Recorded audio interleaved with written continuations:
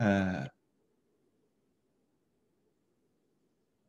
oui, madame, et nous sommes tous d'accord. Ce que je vous propose, on a 60 minutes, en fait, il nous en reste 58, parce que vous avez peut-être d'autres rencontres après. Donc, on va essayer d'aller rondement tout en vous laissant la possibilité d'échanger. Et j'ai préparé une toute courte présentation. Oui, oui, Catherine, j'ai fait évoluer les choses et on y va. Donc, je partage l'écran. Est-ce que vous voyez l'écran partagé? Parfait. Non, je vais aller un peu vite, comme je disais, hein, c'est juste pour rappeler des choses. Je vais peut-être laisser dans ce mode. Non, on va essayer d'aller dans un vrai mode. Là, c'est bon, vous voyez le mode. OK, parfait. Donc, l'idée, si vous voulez, c'est de vous présenter rapidement et surtout de laisser du temps à l'interaction. Mais il y a quelques grands principes, comment dire, que nous souhaitions partager, Catherine et moi, par rapport au programme technologie éducative. Un programme technologie éducative, si vous voulez, pour bien comprendre, qui est un programme qui traite de l'utilisation, de la conception, de l'analyse, de la réflexion autour de, des technologies éducatives qui sont fortement marquées par le numérique et qui sont fortement marquées par un contexte où on utilise de plus en plus, comment dirais-je, comment dire déjà d'outils numériques, où on utilise de plus en plus aussi la notion de ce qu'on appelle de traces numériques, d'intelligence artificielle, où se pose la question des robots, est-ce que les robots vont remplacer les enseignants, etc. Donc, ce que l'on essaye de faire, si vous voulez, dans le cadre de ce programme en technologie éducative, c'est d'aborder ces différentes dimensions. D'aborder ces différentes dimensions à la fois dans une perspective en quelque sorte comment dire, d'évolution de l'éducation. On voit bien, par exemple, que dans le cadre de la COVID, il y a plein de choses qui ont bougé et d'autres qui ne bougent pas. Pardon, il y a une personne qui demande, je lui, OK. Donc, l'idée, si vous voulez, c'est à travers les activités pédagogiques qui sont proposées, de vous permettre, comment dire, d'accéder à différents types de profils professionnels. Ces différents types de profils professionnels, si vous voulez, je les ai repris là. Il y a à la fois, il y en a 6 en clair, hein, c'est-à-dire que selon les programmes, et je vais revenir un peu plus en détail sous peu, selon les programmes dans lesquels vous souhaitez vous inscrire, eh bien, vous allez, comment dire, développer des compétences qui seront davantage focusées sur l'un ou l'autre des registres. Si vous êtes professionnel, c'est-à-dire que si vous êtes un enseignant par exemple, ou quelqu'un qui, parce que ce n'est pas uniquement enseignant, ça peut être formateur dans une compagnie, intervenant dans une OBNL, ça peut être dans le cadre de musées. Enfin, en fait, ce qu'il faut comprendre, c'est que ce programme prépare à comment dire, la conception, la mise en place d'analyses, de situations d'apprentissage dans une diversité de milieux. Ce n'est pas uniquement au primaire, ce n'est pas uniquement au secondaire, ni au post-supérieur, post-secondaire, pardon. Ça peut être, je veux dire, at large, considérant toutes les situations qui existent dans la vie pour se former. Ça peut être également en qualité de concepteur. Hein, il y a, comment dire, si ce qui vous intéresse, c'est de devenir concepteur pédagogique, de faire, comment dire, de développer votre créativité dans ce contexte de conception pédagogique, nous avons des choses pour vous qui peuvent vous intéresser. Mais également, parmi les profils de sortie et puis, comment dire, les enseignements qui sont proposés, il y a également toute la perspective de gestion de projet et de l'exercice d'un leadership. C'est bien beau de se dire, ah oui, la technologie, l'informatique, les images, le son, ça m'intéresse, mais ce n'est pas parce qu'on a un intérêt qu'on arrive à conduire un projet et faire en sorte qu'on exerce un leadership suffisant pour qu'il y ait une appropriation.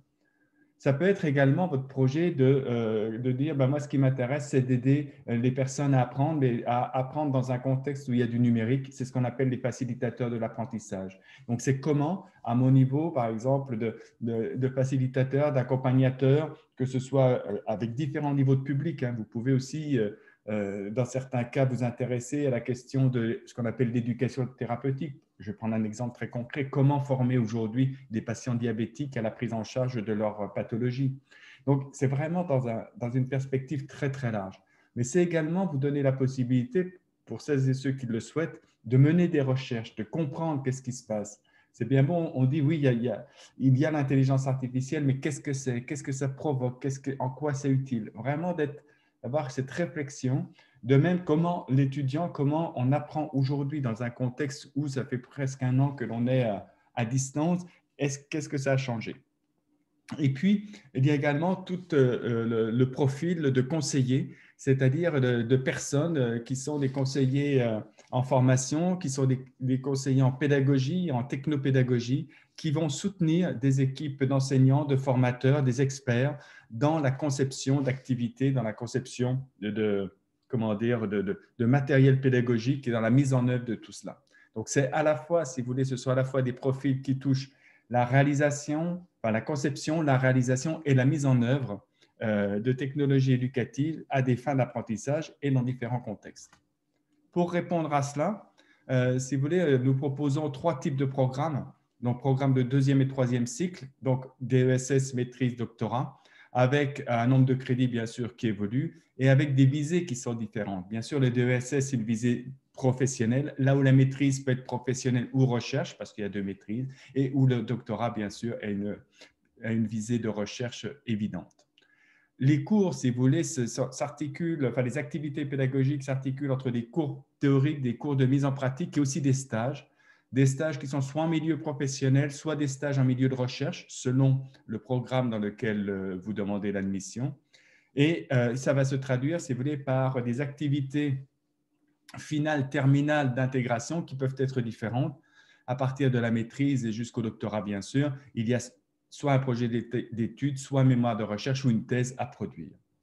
Ces formations telles qu'elles sont proposées, à minima, je dis bien à minima, si vous êtes à temps plein et considérant aussi des mises à l'horaire qui vont convenir et qui vont permettre cela, le nombre minimum de sessions pour obtenir un DESS, c'est 2, une maîtrise, c'est 3 et un doctorat, c'est 9. C'est rarement 9 en doctorat, c'est rarement 3 maîtrises et c'est rarement 2. Pourquoi? Parce que beaucoup d'étudiants et d'étudiantes sont à temps partiel, sachant que dans tous les cas de figure, on peut le faire à temps plein et à temps partiel.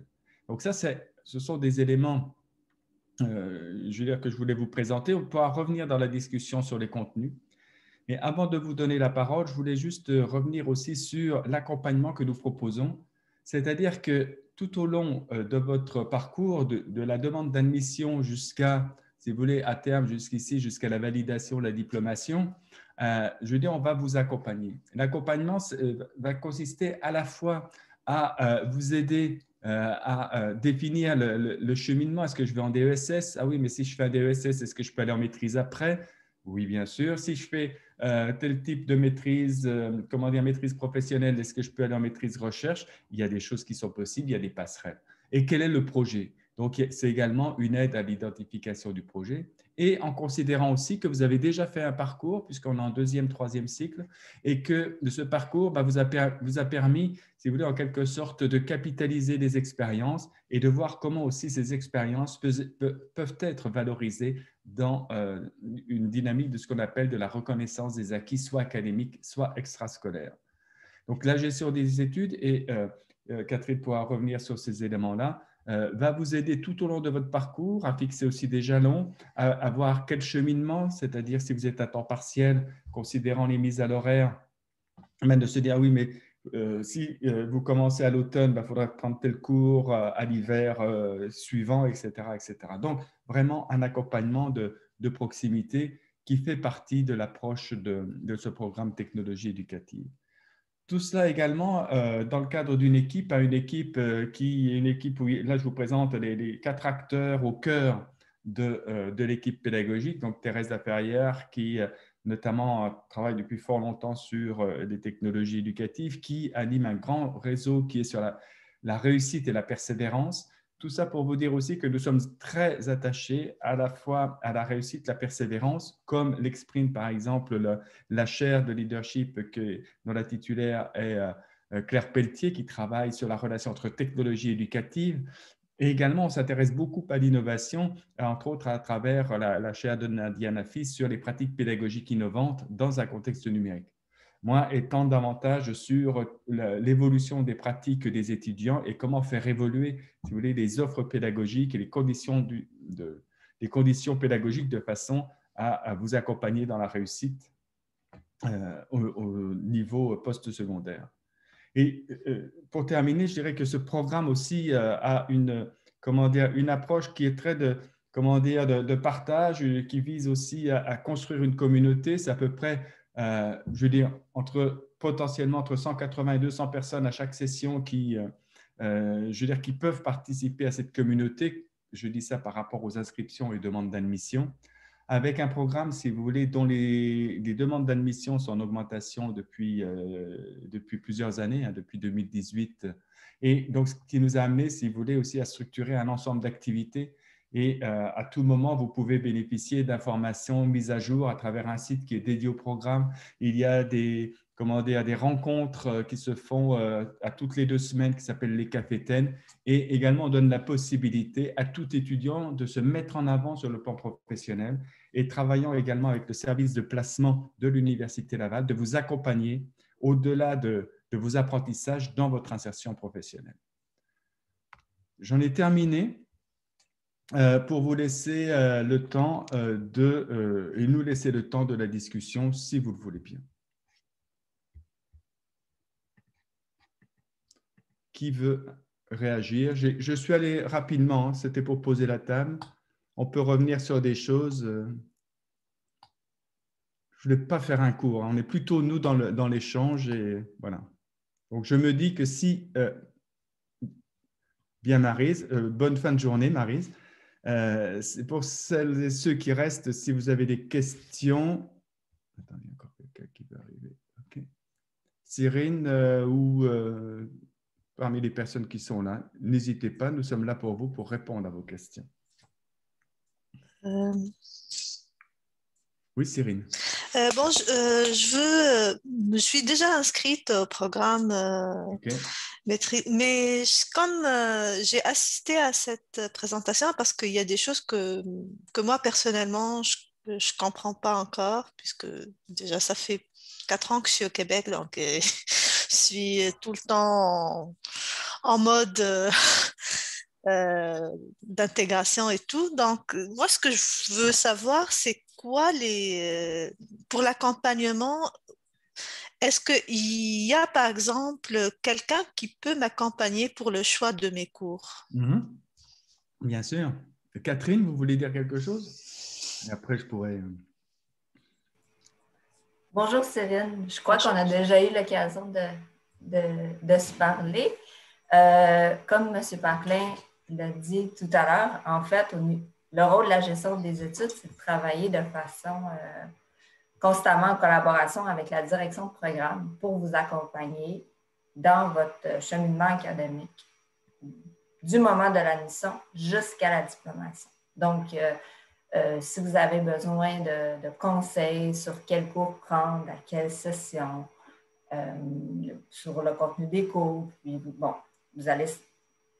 vous comprendrez aussi que pas tous les cours sont offerts à toutes les sessions, donc on peut faire ensemble une espèce de cheminement type aussi pour vous aider à évoluer dans vos études, puis ça va nous faire plaisir de vous accompagner pour différentes questions, différents besoins. Aux besoins aussi, on peut se rencontrer quand on va être de retour en présentiel au bureau de la gestion des études, ou sinon, on peut faire une rencontre aussi par team là, pour vraiment connaître vos besoins puis vous donner un service personnalisé.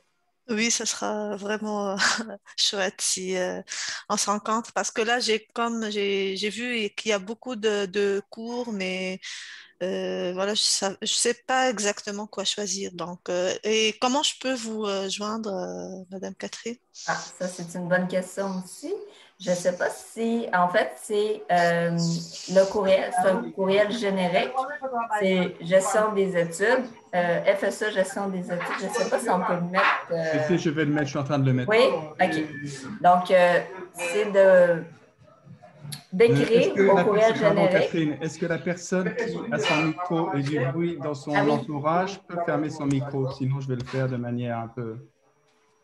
Voilà, donc dans le projet HA. Attends, hop. Dans le clavardage, on voit bien gestion.études.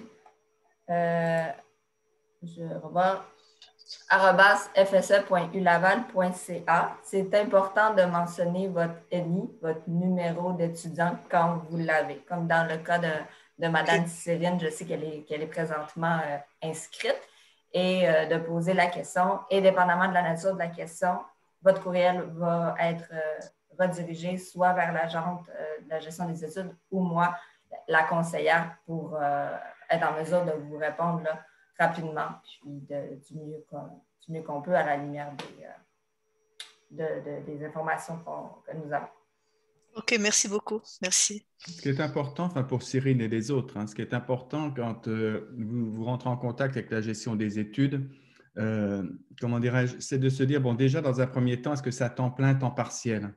Ça, c'est quand même des choses qui sont importantes pour vous aider à faire le cheminement, et aussi de réfléchir. Puis là, vous voyez, j'ai rappelé quelques profils de sortie, de se dire aussi, mais qu'est-ce que je veux faire avec ça? Quel est le sens de mon projet de formation et en quoi mon projet de formation, va servir mon projet professionnel?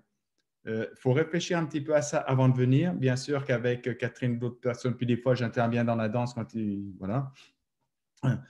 Comment dirais-je, de vous aider à affiner ce projet professionnel. Mais ça, c'est des éléments importants, si vous voulez, de façon à ce que le cheminement soit le plus approprié à votre projet, à ce que l'on offre et à votre manière d'apprendre aussi.